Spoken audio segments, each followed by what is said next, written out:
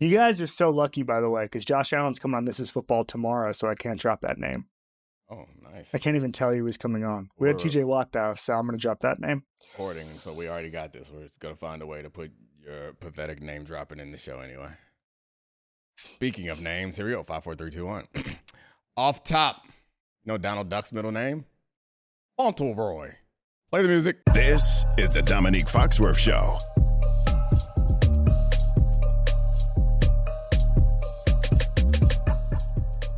Welcome to the Domonique Foxworth Show. I'm Domonique Foxworth. My great co-host is here, Charlie Kravitz, and we are joined by Kevin Fauntleroy Clark is in the building. He's already started name dropping before the show even started. Yeah. He's out here trying to impress us with all the fancy guests that he has. Well, we have a better guest than you've ever had.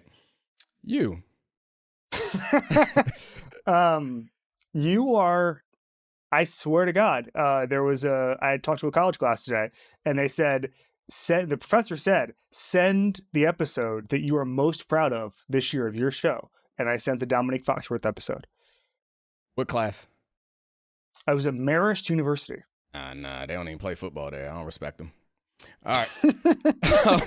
They respect you now after listening to 45 minutes if you were counting your glory days. Yeah, whatever. I don't care about them. All right. I care about NFL football. And you know what I care about? 49ers versus Bengals. Yeah. So we got a whole situation here. Charlie, set it up for me, please. Sorry, I got distracted by the fact that you were just name dropping during college lectures.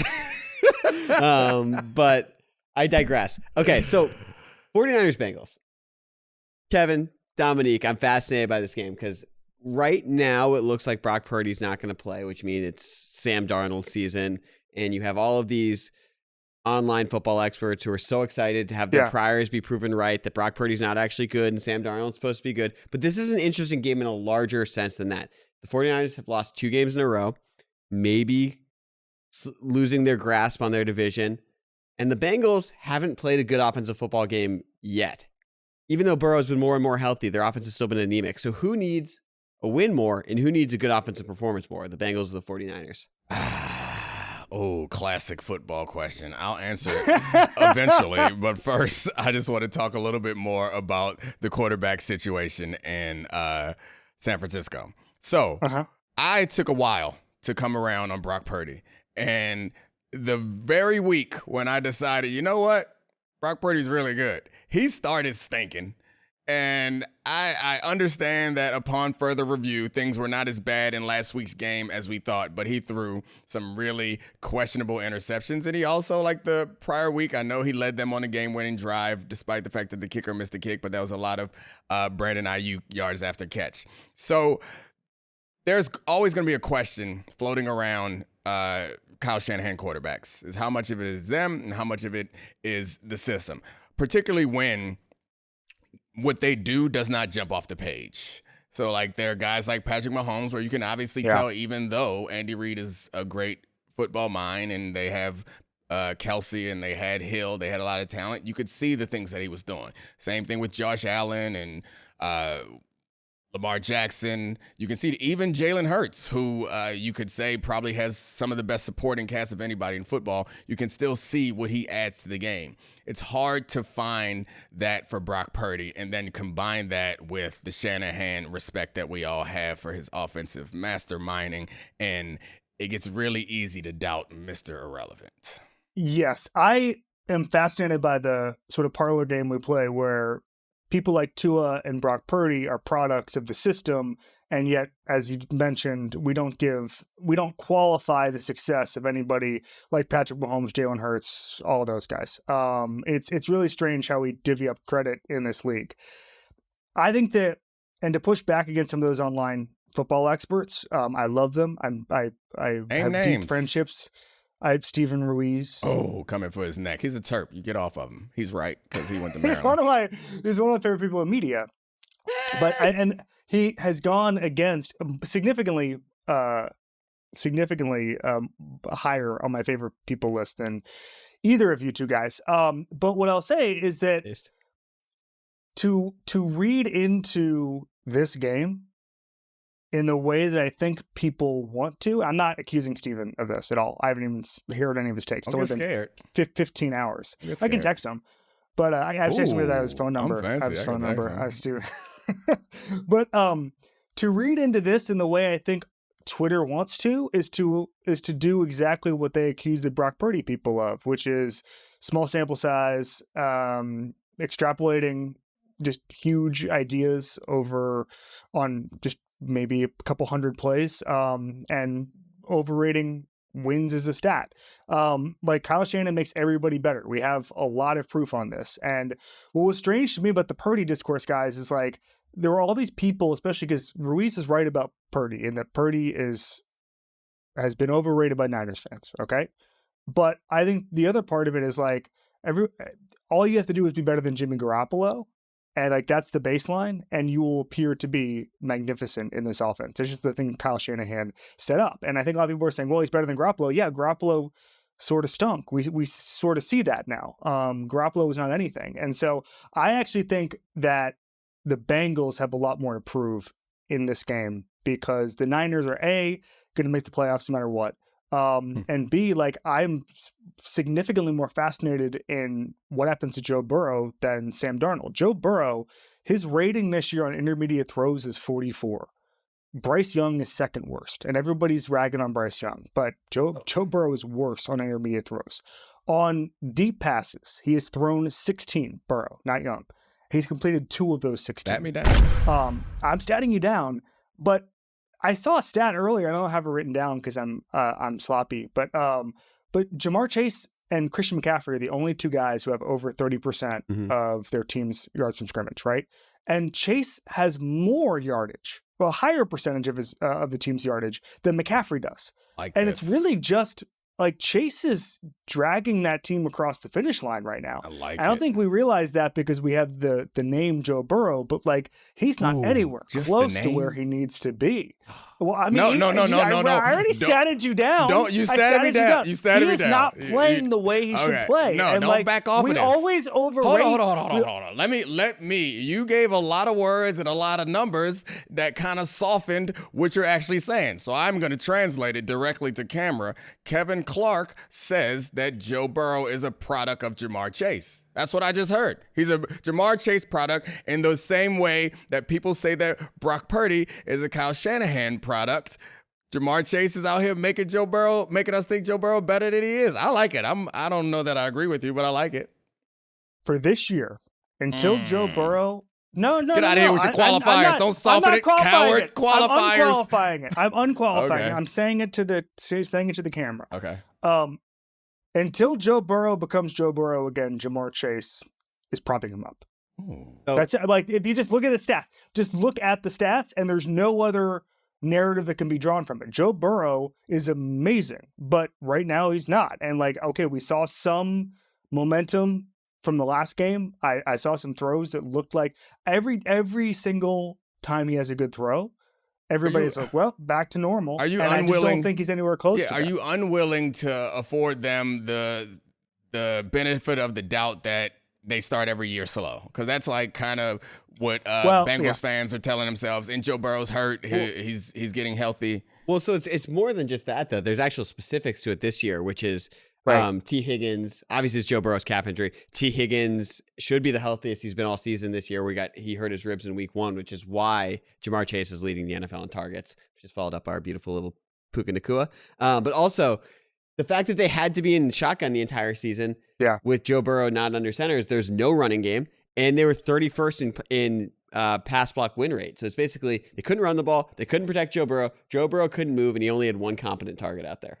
I like you snuck Did you a little see stat in the there. report? Well, I have a report, which is that as of yesterday, Oh, it's competitive now. Joe Burrow is taking snaps under center. Let's go. Oh. He's back. I He's back, baby. I thought we were going into a stat off. I thought we were about to have a stat off. That's what No, it felt I like have, we were having I a stat have off. tangible practice news. He Yeah. knows that can't go capital J now, so he's like, I got you here. So, no, the calf injury, it's all starting slow is a wide spectrum. Yeah.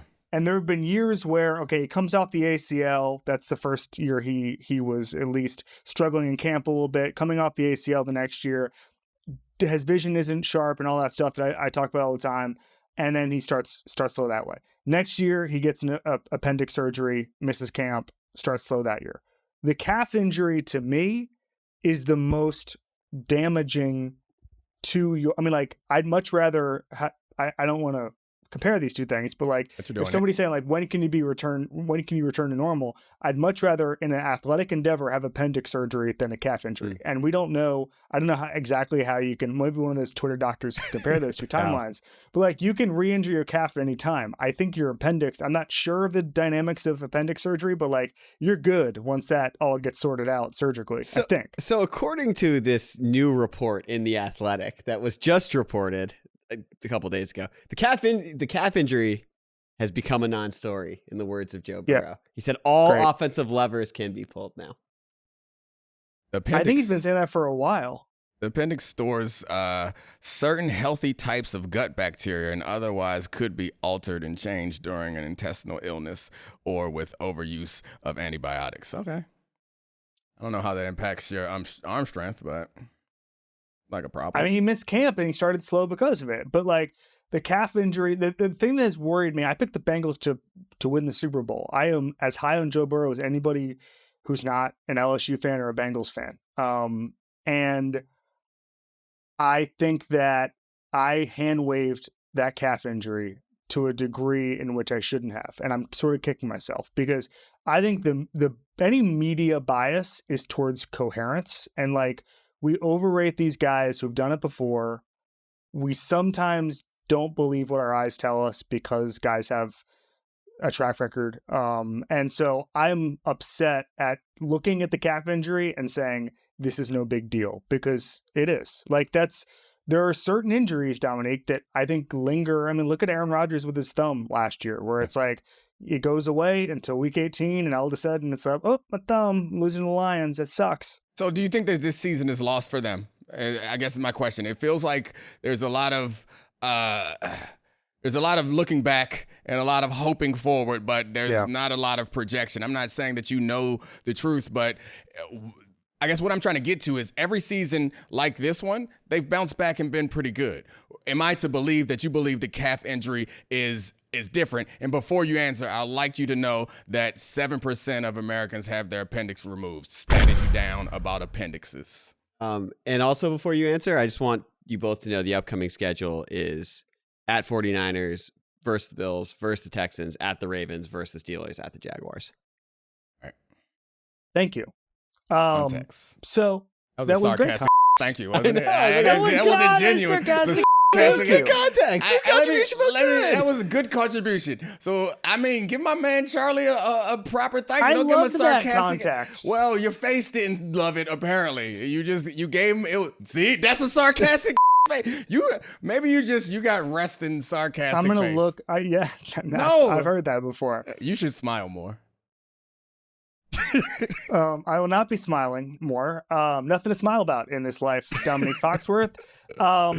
All right, so you kind of got me off track there, but the lost season question. Yes. My concern, and it has been my concern since week 2. So the defense is causing turnovers, is pressuring the quarterback, and is keeping them in games. So there's a reason that they're not out of this thing right now. And it's the fact that they have a really good roster. My concern is that Joe Burrow's calf doesn't get all the way back until December, early January, and that it becomes a math problem with all the good teams in the AFC North, that they just don't even make the playoffs, or they get the 7th seed or whatever.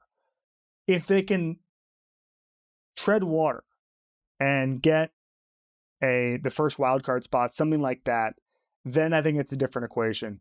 It's just about how they can bridge. The next month will be crucial.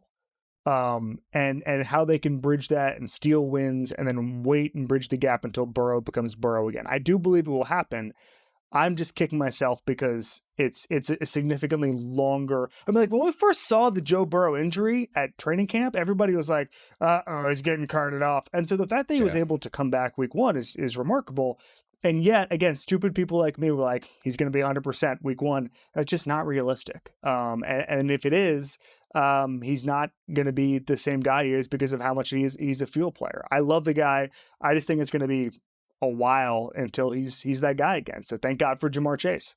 All right, I was going to completely avoid answering Charlie's question, but since Kevin's been so... He answered it. Yeah, I know. Respectful. Yeah, Kevin's... Not sarcastic, King, Kevin Clark. Not sarcastic. Thank you, Charlie. I'm going to go ahead and answer it because I want to show all the respect to Charlie that I can, even though he's showing this show no respect by wearing a backwards hat. And that's true. And hiding his luscious locks. He's a backwards hat kind of guy. You are not a backwards hat type of guy. I got to send you a picture, Charlie. I found Charlie a beautiful floral coat. Answer the question. It was Are so you doing beautiful. everything to not talk about the 49ers? Well, I will say this, Charlie. I am disappointed because your hair is too long. That's why you are in the hat. That's exactly But when your right. hair is too long, that's when you're peaking. Yeah. Like my hair is currently too long, and I'm cooking with it. Letting it rage. Look at it. Yeah, Look just at that hair. do something with it. Don't wear a hat. Outstanding. Don't deprive the people of a beautiful mane. That Thanks, is Mom and great. Dad. That hair, not yours, Charlie, but Kevin's hair definitely could get a better interest rate than anybody right now if they wanted to buy a house. Look at that hair. It looks so trustworthy and responsible. All right, let's answer the question. Oh, okay. Because the 49ers. Who needs it more? The Bengals need it more. I think the Bengals need it more. Huh. Yeah. I mean, I think they need to win more. I have come to appreciate that no matter what happens with the quarterback in Cleveland, that team's going to be tough. And no matter what happens with any position in Pittsburgh, that team's going to be tough. And the AFC in general feels to me like it's going to be a lot tougher than the NFC. I think the 49ers have easier road to hoe, and they can also use our quarterback's hurt excuse. If they lose this game, or our left tackle's hurt, our number one receiver's hurt, and yeah, so I think generally this game means a little bit more to the Bengals this season than it does to the 49ers. We agree. It's a road to hoe, right? Not road. Yeah. It's like a farming thing, right? You hoe in rows of crops. So, can I ask you? You really are not for my tangents today. Yo, can I ask you about the 49ers part of this? Because there are a couple interesting things. Power through. Because of the Bengals not being able to block that well, 49ers have not had a dominant pass rush this season. We focused on that after their last loss. Is this a get right spot for that? And then also we've done a really good job. We talked about the game on a deeper level, but we ignored the Darnold fact about this. Yeah. Darnold is most likely playing in this game. This is someone who is a theoretical ball of talent that we were hoping Kyle Shanahan can make into something interesting. But he's an interesting case because this is a good stat. For the first few years of his career, he sucked a lot. That's not a stat. Yeah, that's a stat. That's scientific. The guy sucked. But then last year, he finished the year playing pretty well from weeks 12 through 16, and he was good again in training camp. Is this a situation where he's always going to be the Sam Darnold we know, or is there a chance he actually plays well in this offense immediately? I was expecting when you were going to make the case he didn't suck anymore, that it was going to be some big sample size. You just give a month of football it's 5 plus games, a training 8.8 camp. yards per attempt in those 5 games. A month of football plus a unnamed training camp. You mean this training camp? And no stats. This training camp, yeah. He was good in this training camp. And no What stats. evidence do you have on that? The Word on the street? 49ers beat reporter for The Athletic. Word on the street. How did they phrase that? He was good this training camp? He played well again this preseason for the 49ers. Nice. Great. And isn't the whole thing about the 49ers? I guess, they okay, just we make get it. You were at the quarterbacks look camps. good? You could give us the actual scoop. No, I wasn't at 49ers camp, so I'm going to trust, I assume, Matt Barrows, Lombardi. Look at David him Lombardi. showing off. I know all the beat reporters for the Athletic. I don't know. All right, so the whole thing about Kyle Shanahan is make quarterbacks look better. Right. So again, we're grading on a curve here. Jimmy Garoppolo looked really good. CJ Beathard looked really good. Who was the other guy? Nick Mullen. Yep. He looked really good. Yeah. A lot better than he should. And so like playing well in the preseason with Kyle Shanahan is not a thing. But I saw That's you. Trey Lance. Not good. Trey. Yeah, that's correct. He's the one They guy. traded him. He's the one guy. So they sent him back. They traded him. And they traded him. Good. No, I think From my opinion, generally of quarterbacks, particularly ones drafted in the first round, is they're all good, and it's the context around them, the situation, the coach, the receivers, the offensive line that are undercutting their ability. So I do believe that if you are in a good situation, you have the talent. If you're a first round quarterback, and nothing in life is absolute, but most of the time, there is a model that you could succeed with a first-round quarterback. I don't see why Sam Darnold is, other than you could argue that he's just broken like David Carr, because he came into the Jets. Like, that's a bad spot, guys. It's a tough situation to be in. And from there, he went to a team that had fired their coach midseason and was moving on. Like, he hasn't been in a good spot. So if I am Sam Darnold's parents, this is what I'm telling him and telling my friends. If I'm in Sam Darnold's camp, one of his homeboys, like, they all ruined you. You're finally in your spot. This is your chance to ball out. And honestly, like you mentioned all the names, it's hard to imagine that Sam Darnold won't have some success. Like, all of these other quarterbacks who are less physically talented than Sam Darnold did it. So he should be able to also. He'll play better than he has, but let me ask you a question. When has, like, I'm finally settled, I've had a change of scenery, when has that worked for quarterbacks? Just Tannehill. Yeah. Tannehill. But even Tannehill, but even Tannehill came in as a backup. And, like, I remember talking to guys in Tennessee about that, and they're like, the best thing about Ryan Tannehill was he came in and did his role as Marcus Mariota's backup, didn't make any noise, and then eventually, when the door was opened by Marcus Mariota being bad, Tannehill went in there. And I guess you could say Darnold was doing the same thing, but it was a little bit more of an open competition this year. It's rare. Brett Favre.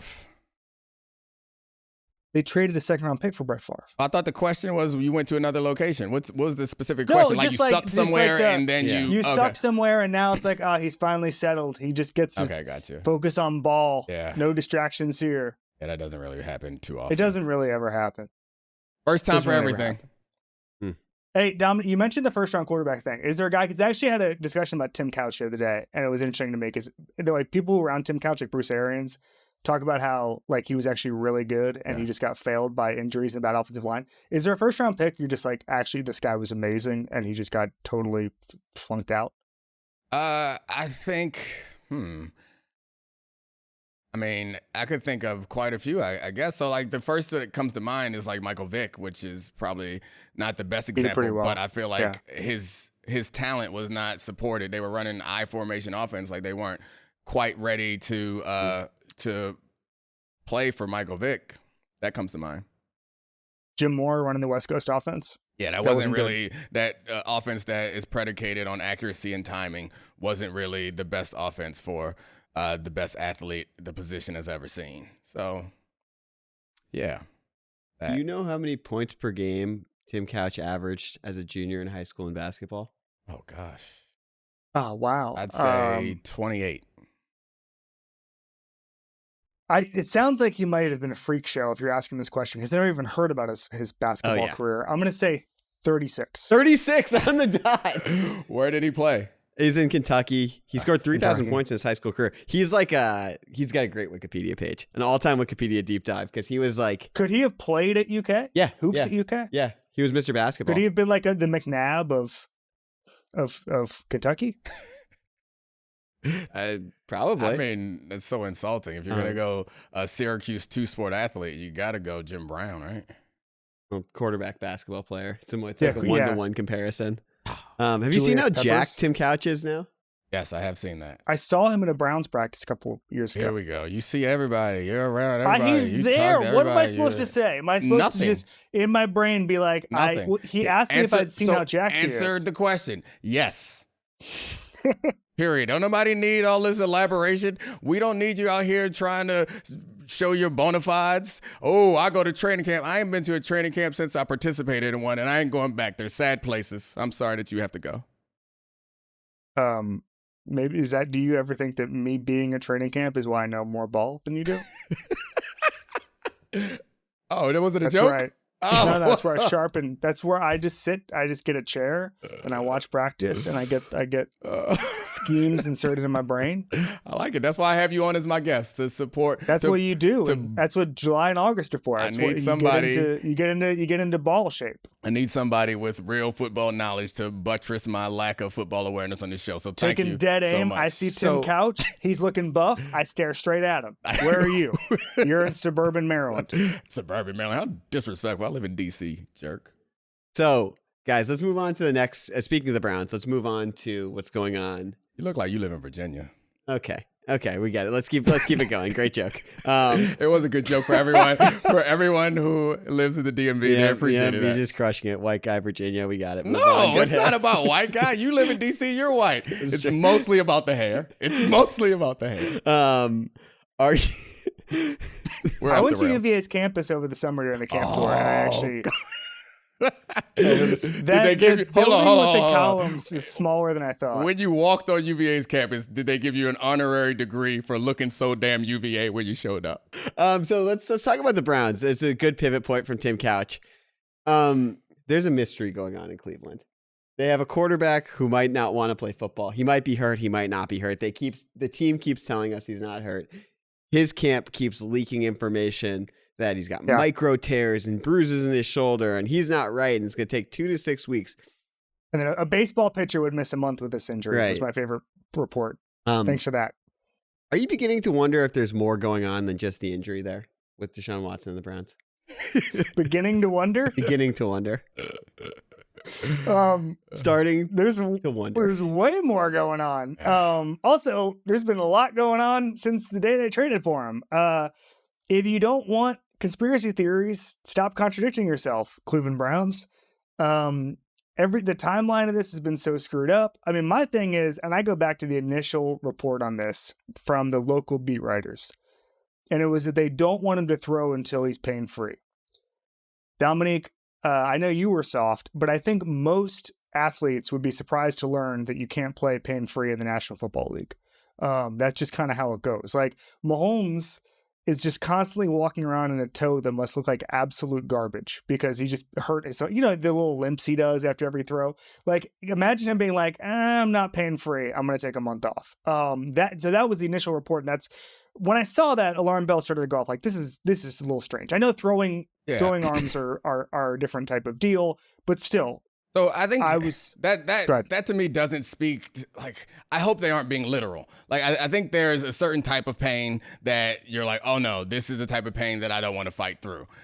You're right. You play one snap of football and you are in pain, and you will be in varying levels of pain for the rest of the season. But if it is your AC joint, that's a whole different thing. Your AC joint shouldn't hurt. The muscles around your shoulder, I could understand someone saying, he's not going to play until this joint is pain-free. Yeah. I can't understand them saying, well, without the muscle soreness. So you play quarterback, you're going to throw the ball a lot, your arm's going to get sore, you're going to get hit a lot, you're going to be sore, there's going to be pain in football. So I'm assuming that that's what they mean, because there are certain types of pain that it's not worth playing through, and there's certain types of pain that is worth playing through. And normally when you're at the most important position and you're getting compensated at the level you are, and your team is obviously built to win right now, that's normally a trade-off you make. It's like, all right, I'm going to take the risk of doing further damage to my body and go out there and play. And I think that's probably the crux of the argument, is like, other guys have played with this level of pain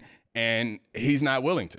Guaranteed contract. Yeah. Do you find guaranteed contract? Which, hold on, time out. An unguaranteed contract wouldn't have changed this, by the way. Well, because okay, it wouldn't.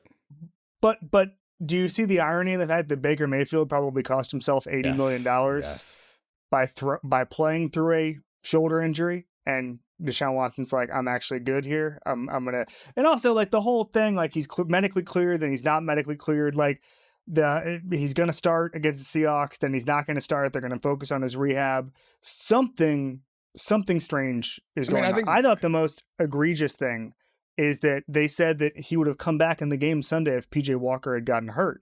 And it's like, wait, he's okay to play in that? Like, just someone needs to have a meeting, like whoever it is on Zoom or in a conference room, and these guys need to get their story straight, because they're kind of embarrassing themselves right now. And even if it's a messaging failure. That's the most concerning part to me, is that it seems clear that they're not on one accord. They're competing camps, and that's it. Like the story, the information is coming out from different places meant to impact the public or the player or the team in different ways. So that's the more concerning part, because if they were on the same page, then we would get one message. He's not going to play till he's pain-free, or he's not ready to play. The fact that certain things are leaking and some things that come from the team, and that Deshaun is obviously contradicting the things that come from the team, that is an issue that even if he starts playing better, it's going to be hard to rectify. Or I think it's probably harder for him to start playing better and for this team to play better until they are all on the same page. But yeah, it's not a team that I think anybody is sad is losing right now.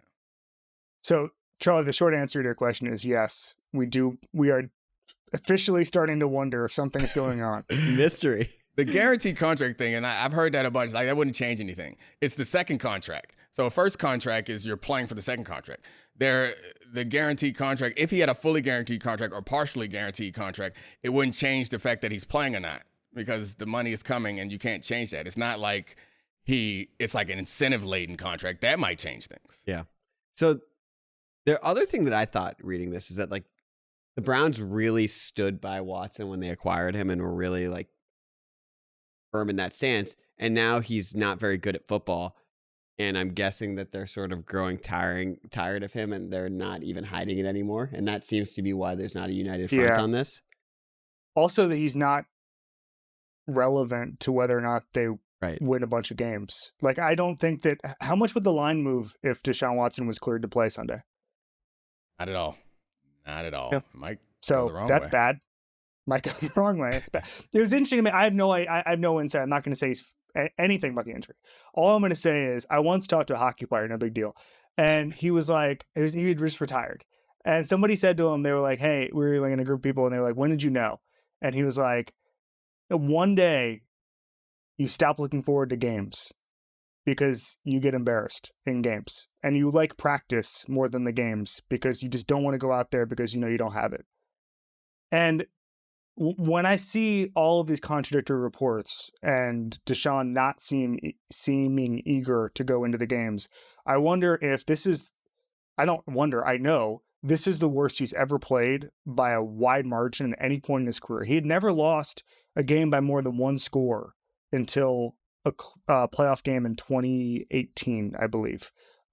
He won all the time. And even when he was playing in Houston and they had Jack Easterby doing his weird Jonathan Isaac stuff, like he was still putting up incredible numbers and was able to say, I'm good. I'm still the best player on this team. The Jonathan Isaac reference may seem out of left field, but if you're watching on YouTube, you can see that Kevin Clark is a big Magic fan.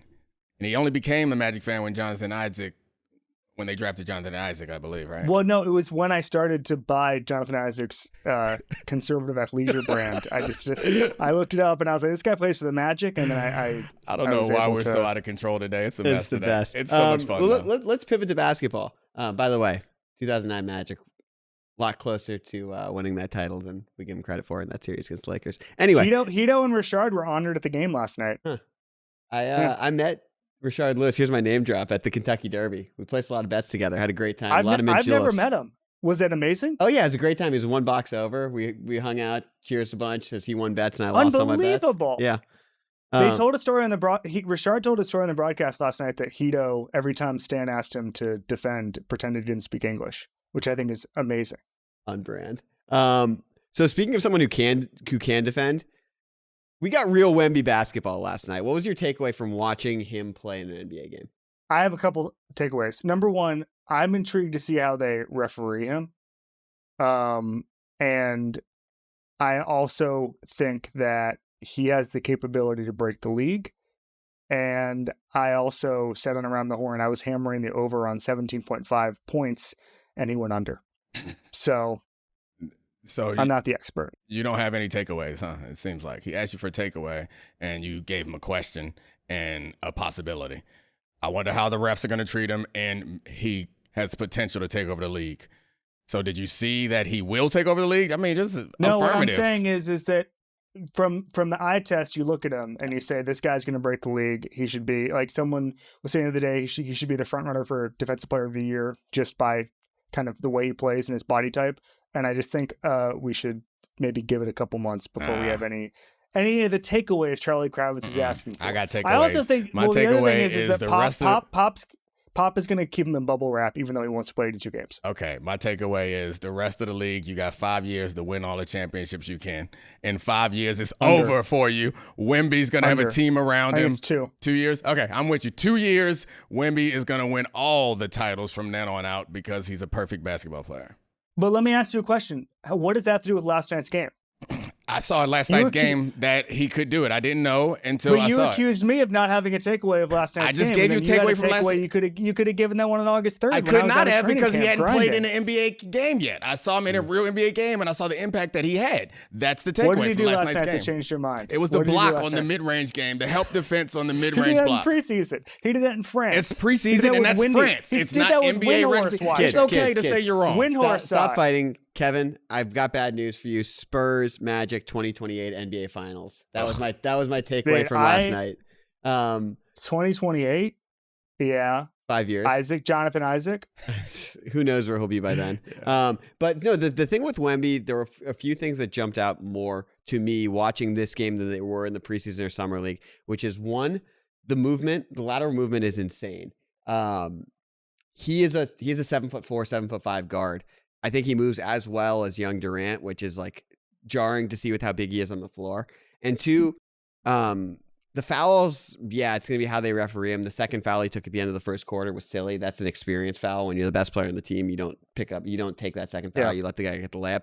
But he is a more reckless basketball player and mover than I thought, which is really endemic of the fact that he is a young basketball player. But seeing him jump out on every single three, be that aggressive, contesting every single three, it's freakish because he can get there and because he can contest shots from 1 foot inside the paint. But it's also one of those things where it's like you're going to pick up more fouls, you have a chance of landing on someone, and you're 7'5" and can protect the paint better than anyone.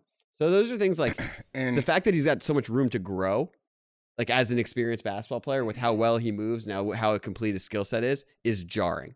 And Kevin, you thought that Charlie asked us for takeaways because he actually wanted to know what our takeaways were. He just wanted a way to set up himself to tell us what he thought the takeaways were. He's a reckless basketball player. I don't want his basketball takes in here soiling it. I want it all cut out. They're not going to cut it out because they like him more than me because he's a producer. All right, Kevin. Do you guys want to hear what Chris Haynes just dropped before we let you go, Kevin? Because this is a doozy. Said that James Harden tried to board the Sixers team flight to Milwaukee, and security stopped him and denied him entry. Elton Brand and Nick Nurse then told him he has to stay behind and follow their workout plan before he can be with the team. This is getting fun. That's beautiful.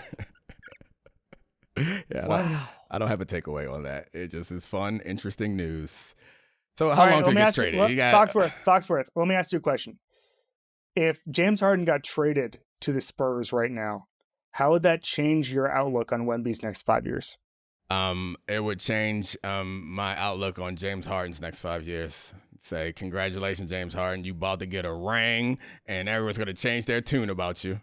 You don't think Harden would, just totally tank the franchise? Nope. You'd demand a trade immediately. Nope. If he was Wemby is too good a basketball player. He's uncorruptible. That team cannot be broken as long as Wemby is healthy. It's a short flight to Vegas, though. That is a short flight to Vegas from San Antonio. Good. Get Wemby out there. Let some steam off. He needs to relax. Keep Britney Spears away from him, though, if he goes to Vegas. I forgot about that. Yeah. All right. Too many churros.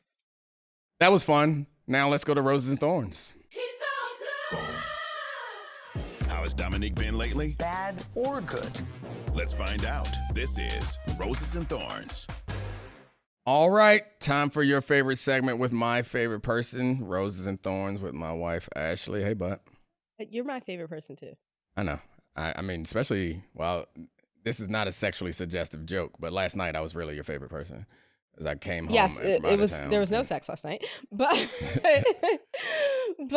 I was gonna say last night I was your favorite person, but knowing me, people would have thought that I was saying, but it wasn't. But it was because my son has been really wanting to stay up all night and read, and that just we have a solid bedtime. So you're reading. That's something good, but also you need to go the F to sleep. And he's been waking up just fine. So he proves this. He's like, I told you I wouldn't be tired. But anyway, and so I've been frustrated since Dominique's been away, or even Sunday, because you were working Sunday night. So the past 3 nights I've been trying to like convince him to stop reading and go to bed with varying levels of success. And last night he had that boy in bed before his bedtime, lights off. Although this morning he woke up and he was tired. He said, see, I told you it's better to go to bed late. You made me get Dad made me get all that sleep last night, and now I'm tired. I'll be tired all day. I was like, he was fine. He warmed up. We did our bike ride to school, and he was in a good place, and it was all good. But it is getting cooler outside because it's fall. So I don't know if bike rides will continue, but all the other fall stuff that you love, you're like, I know that like seasonal defective disorder, that's a thing. Seasonal affective disorder. Sad. Did I go to the health center in college to get a sad diagnosis? Yes. I thought it was a joke. Diagnosis? No.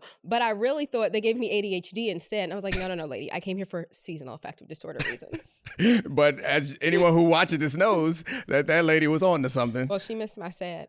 Although I have the opposite of sad and fall. What is your favorite season? What would you say your favorite season is? I don't know. Spring, summer. I think probably summer. I like summer. Spring is like it. Yeah, I mean, I like summer too. Yeah, fall is nice because the thing about fall is growing up, fall is always the return to school. So while it's also nice weather and leaves changing and football, I guess, it's also like go back to school. So summer, even though I'm 40 years old, there's something about summer hitting that just like, oh, it's summertime. I know. I still got to go to work every day. I still got to do all the same stuff, but it's summertime. And for me, it's like the kids are home more. So like for me, I really should hate summer, but I'm a summer. My birthday's in July. And like you said, people just always, we both all can agree that we always love summer. So I do love summer. I think I have a really bad habit of at the start of every season thinking that that's my favorite season. You do. But I mean, I don't know if it's a bad habit, but you do every like, season. Oh my God. And then you start hating whatever season you're in towards the end of it. Yeah, I'm like, it's too hot now. It might as well be winter now. Why is it still fall? Like in winter, I'm like, I can't wait to see the flowers bloom. It should be spring. And in spring, I'm like, what's this BS 70 degrees? I need pool weather. You judge spring, but I think that spring and fall are the times when I'm most reminded that you are directly connected to the seasons. Like your happiness is directly because the flowers blooming is directly connected to so many things. It is.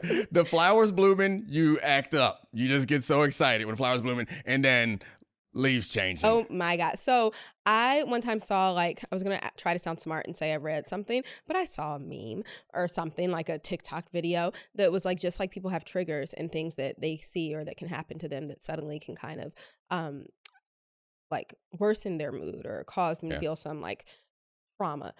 People conversely should look for things called glimmers. At least this is what this video called it. And they're things that like the opposite of trigger, like you see it and suddenly you're like, oh my God, like you're more alive, you're happier, you're more peaceful, you're more calm, whatever. Fall leaves are a glimmer for me. Like every year, like I drive around and have like nearly, it's shocking I don't get into accents because of it, because I have like nearly orgasmic experiences when I like see a really beautiful color leaf, or like when you're looking, we live in a city. I do. I'm like, oh, and I'm like, kids, and the kids know. They're like, Mom, that's a good one. Mom, you're going to love that one. I'm like, oh my God, let's stop. Let's take a picture. I'm not posting these pictures. I'm not doing anything. I just want to hold on to that glimmer. So, you know, as much as it's kind of like ridiculous of me to have this like obsession with all of the seasons, I love that I find little glimmers in many of them. That's one thing you can't control though. So like saying it's ridiculous, I mean, I guess you can't control your reaction to something, and that's like a nice one. It's a cool, it is. It brings me reaction. so much, like I can be when you said something about reading, and that's not triggering people, it reminded me that I have whatever defect that has benefited me in life that I don't like I like a good challenge. Last week on the show, you said, how many books have I started and not finished? Oh, he's finished the book now. So I am determined to finish the book that I read now. And I also thought of like 3 books in the last year that I finished that I couldn't think of. Good job, babe. I read a whole book on a 3-day trip to Miami once. It was about religion or something. It was interesting. So I can read. I have actually a fall-related rose for him. So much spite. I'm going to read out of this book with so much ferocity because you judged me. I'm sure he's really going to retain everything he reads. It don't matter. I would have done it. Mission accomplished. Finish line. His rose is that the Hugga Bros, aka the Metro Tigers, his flag football team that he coaches, my son's team. They had to they didn't get a bye into the playoffs. Yeah, we were in the middle of the pack, so the first 2 teams got a bye and we didn't. And they have to win. They had a great game last Sunday, and we're excited to see, or last Saturday, excited to see their game tomorrow or 2 days Saturday. I mean, we got good players. I'm really proud of them. We're growing. I don't want to take all the credit. Give credit to them. We just win. Yeah. Coach speak. There you go. What are your favorite things about fall? Mine are obviously leaves and just general festivity. But what are yours? Yeah. I don't know. Winning. Football. I guess. I don't know. I mean, so. But it's the same because, like, for me, Yeah. even though I love summer and summer's a harder time for me, fall, like, work-wise, it's harder for you with football. I think the fall thing, this feels like a cliche, but like when it gets cold, it's nice to put on sweaters and stuff, and like the way you dress in the fall. I guess that's like, I don't know. We're very different, and it's funny sometimes talking about those differences because like your favorite thing about fall, at no point in my entire life have I been like, what's my favorite thing about this season? While you have a list of 10 for every season, I'm like, I don't know. It's whatever. It's a little colder. It's nice. Or the weather's nice, I think, because summer's really hot, so fall's nice. It's get a little cool. I don't know. It's fall. Okay. Well, for me, it's the leaves for sure, but also all of the family time and all the festivities. So, like, I'm so excited to, like, we have a big family costume brunch. Probably only 10% of the family will be dressed up, but guess what? The 5 that are coming from my house, we will be. I'm dressed up? Yeah, do you know what you're going to be? Did I tell you? Nope. So what happened was...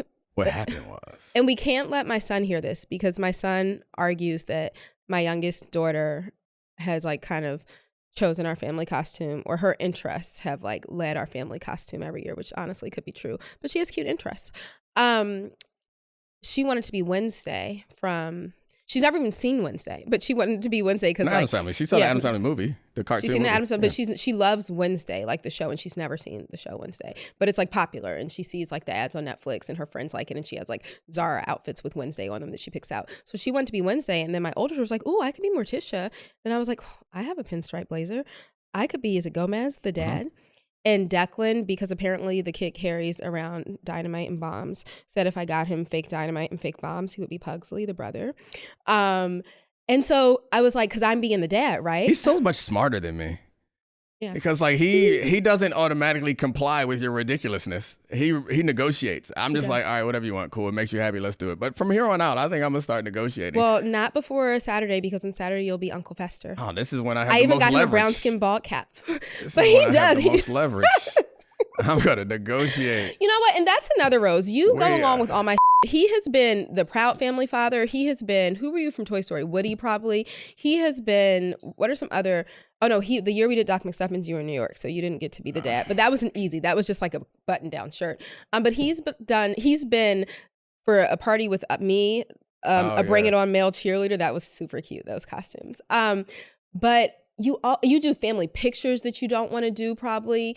How do you decide to go along with all my I mean, why do you? I appreciate it. Don't think too hard. No. I think it's mostly just about it's about the family. So it's like these are things that I would never do and I think are ridiculous, but I know that the kids, and it feels like a good family thing. And also it's about like I want to make you happy because that makes everything else a little bit smoother. And there are easy things to comply with.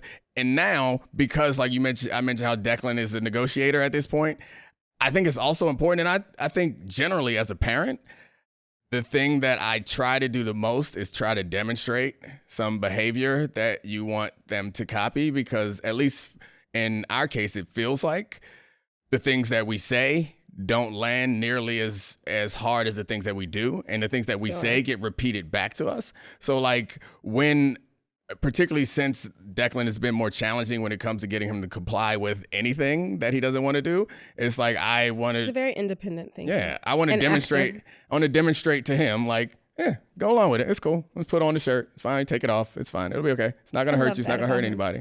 But I love this about him. And it's funny because there are different things for different kids. So like with Avery, I went to her soccer game yesterday, and she was pushing girls around, and she's like me. She's slim. And so the girls out there are bigger than her. All of them are. They have the tiniest waist. Yeah. It's a... So anyway, I'll finish my thought before you go on to being jealous about how all my kids got abs.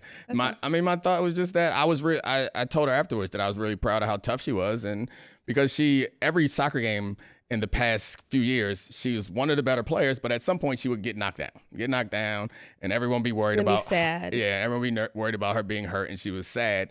And the girls at this higher level now in middle school are a lot more physical, and she was the aggressor. And I was like, get him, Oak. Call her Charles Oakley now. Oh, okay, I remember that. We were at one of her soccer games recently, like early this season before she started being as aggressive. And this one girl just kept knocking her down. And she's 12, but they were playing in a U14 team. So like some of the girls were a lot older and bigger than her, or, you know, not a lot, but a year or two older, which makes a difference at that age, and bigger than her. And so she was knocked down a few times. She was getting so sad. And so we yelled out, but I didn't realize, or I yelled out, I was joking. I was like, elbow her back, Avery.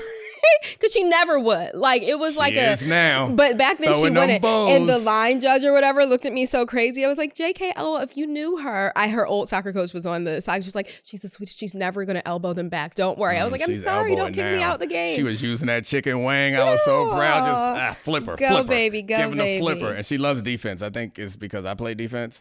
But no, she actually told me. Oh, it's because she tried out for defense, and she said that, and maybe she gets this mentality from you. But I said, Avery, what made you? Because like she's really fast and used to like on her old team score a lot of goals. So I said, what made you try out for and want to like exclusively play defense? And she said, well, if you had a team that was only offense, you could get a lot of points, but the other team could get more points. If you had a team that was all great defense, you could keep the score at 0. And even if it was 0-0, you would tie. But if you had like, so I think it's more important. And her quote was, and I'm someone who likes to do important things. I say, I'm not. I like to do frivolous things. Put me at whatever butterfly sounds important, whatever little position does not do anything. I mean, there's one tradition that I started that I enjoy. Pumpkin smashing. The kids love it. It's great. So at the beginning of every fall season, Ashley decorates our whole porch with probably 15 or so pumpkins and like ugly pumpkins only, and hay and all types of stuff, and it's beautiful. And then at the end of I guess Black Friday. It's our Black Friday tradition. After Thanksgiving on Black Friday, we take all the pumpkins and smash them up with baseball bats and throw them off, and then it's all his holiday rage hour. Yeah, and then I'm left alone to clean it up all by myself. Yes. No, the kids helped last year. The older two helped last year, but it's a fun tradition. It is. That's true. I would like to do a special DC-based segment just for you. Thank you. And what is it? We will magically provide some mumbo sauce. So the McDonald's has mumbo sauce, which is a DC original. And you're from DC. I'm from Baltimore. But when I got to DC, or the DC area from Maryland, I got introduced to mumbo Danny's sauce. Wings with mumbo sauce. Danny's Wings with mumbo sauce. I got introduced to mumbo sauce. So now McDonald's has it around the country. So I would like you, DC native, to tell me how they are doing with their mumbo sauce creation. So I have a few things to say. One, they're already doing bad because most people in DC say mumbo sauce. They spell it mambo sauce. So they're already doing bad in that regard. And two, people put it on other stuff, but I've only ever had mumbo sauce on wings and fries. Right. So I guess they have fries and chicken nuggets, but it just feels different. But we're going to see. Magic. I honestly, admittedly, probably won't be able to tell the difference. Got to give me a second to magically provide it. All right. I don't know why we are giving McDonald's free advertising. That's confusing. Well, hopefully it's positive advertising. Charlie, call them up. Get them to pay us for this. All right. Mumbo sauce. Can I read the ad? I've been listening to some podcasts, and the ad reading is really funny, and I'm going to try. So, yes, let's do it so I can read a McDonald's ad. Thank you. All right, cool. No problem. All right. What do you want, a fry or a nugget? A fry, yeah. Mumbo sauce on nuggets just feels weird. Excuse me, mambo. This makes me think, remember that old song from the 90s, or 2000s, Mambo number 5? Yeah. Yes, where they name all the girls. Monica, yes, it doesn't feel DC. It feels like, what's his name, Louis or Ricky? I don't know. Right. It feels like that. Here you go. Okay. Another dip. How you feel about it? The It fries tastes are both not hot anymore. sweeter and spicier than what I remember mumbo sauce taking. To be fair, I haven't had, other than they sell it now. You can buy it at the grocery store, Capital City mumbo sauce, and my kids like it, so we buy it. But I haven't had mumbo sauce from a carryout It is in many spicier years. than I remember. But it's definitely spicier than what I remember. I like not it. sweeter. I like it. Good. It is good. 2 thumbs up, McDonald's. Thanks, on McDonald's. your mambo sauce. Yes. Anyway. Thank you very much. Put DC on the map. I feel like now they need to have an Old Bay sauce. They did not need put to go. DC on the map. I'm joking. Old obviously. Bay sauce. I put DC on the map. You did? I'm joking about that too. Are you? Yeah. No, Old Bay. Like I feel like we need to march through like regions. We're here. He's from Baltimore. We put Old Bay on so much at our house just out of respect to his Baltimore heritage. No, it's not out of respect out of my heritage. It's because it's good. Old Bay is delicious. It's good. And out of respect to his Baltimore heritage. Is Old Bay even from Baltimore? I know we use it on everything, but I don't know that we created it. But it feels very Maryland, so I do like Old It is Bay. Maryland? Good. All right. I'll take it. Feels very Maryland. No, I think it is. I think Serafina told me in my ear. It is Maryland. Oh, you got tricks. I do. We got a little help in the way here. Thank you, McDonald's, for that lovely treat. Ooh, and I had a reason to break my diet today. Oh. Because I claim I don't eat carbs during the week, but I eat carbs like multiple times during the week. And normally it's an accident, but this time it was like not an accident, it was for this. An accident? How do you slip and fall and get carbs? You fall into some carbs. You do. They just accident? fall into your mouth. Yeah, it happens all the time. Pretty sure that excuse will not work for me. So anyway, thank you. This has been great. Thank you, Ashley. Thank you, Charlie. And of course, Serafina. Great production. Appreciate you. Megan, Kevin, Brian, and Ethan. Thanks, buddy. Congratulations on the new job. Have fun out in Cleveland. I will not be coming to visit you, but maybe you could be on the show. And happy Halloween weekend, everybody. That too. Thank you, Podville. It's the weekend before Halloween. This is the Domonique Foxworth Show.